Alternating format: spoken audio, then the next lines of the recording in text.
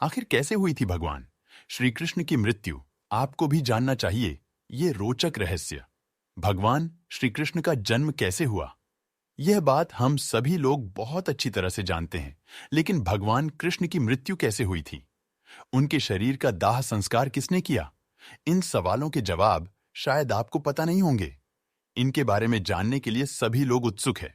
36 वर्षों तक द्वारिका पर राज्य किया। इसके बाद उन्होंने अपनी देह त्याग दी। मान्यता है कि उस समय उनकी आयु 125 वर्ष थी।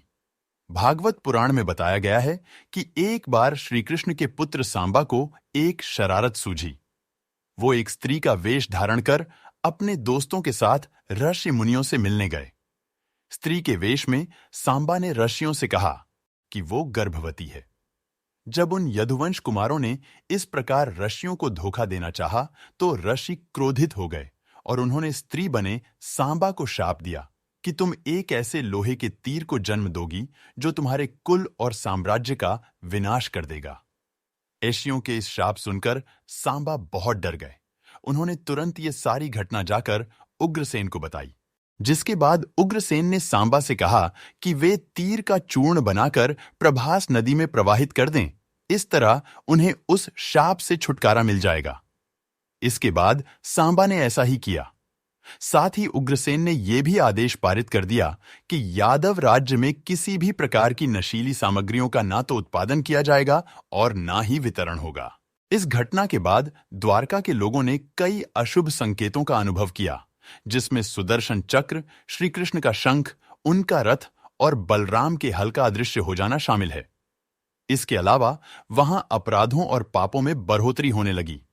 द्वारिका में चारों ओर अपराध और पाप का माहौल व्याप्त हो गया।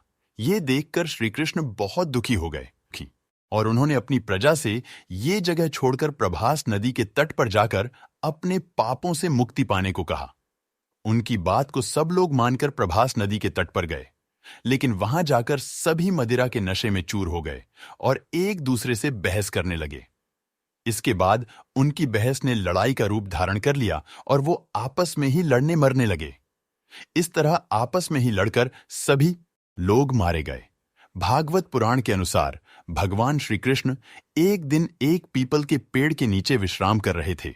तभी जरा नामक एक बहेलिये ने श्री कृष्ण को हिरण समझकर दूर से उन पर तीर चला दिया, जिससे उनकी मृत्यु हो गई। आपको बता दें कि ऋषि द्वारा कृष्ण के पुत्र सांब को दिए शाप के अनुसार श्री कृष्ण को लगे तीर में उसी लोहे के तीर का अंश था जो सांबा के पेट से निकला था और जिसे उग्रसेन ने चूर्ण बनवाकर नदी में प्रवाहित करा दिया था। इस तरह ऋषि के शाप के अनुसार समस्त यदुवंशियों का नाश भी हो गया था और गांधारी के शाप के अनुसार महाभारत के युद्ध के बाद श्री कृष्ण के 36 वर्ष भी पूरे हो गए थे।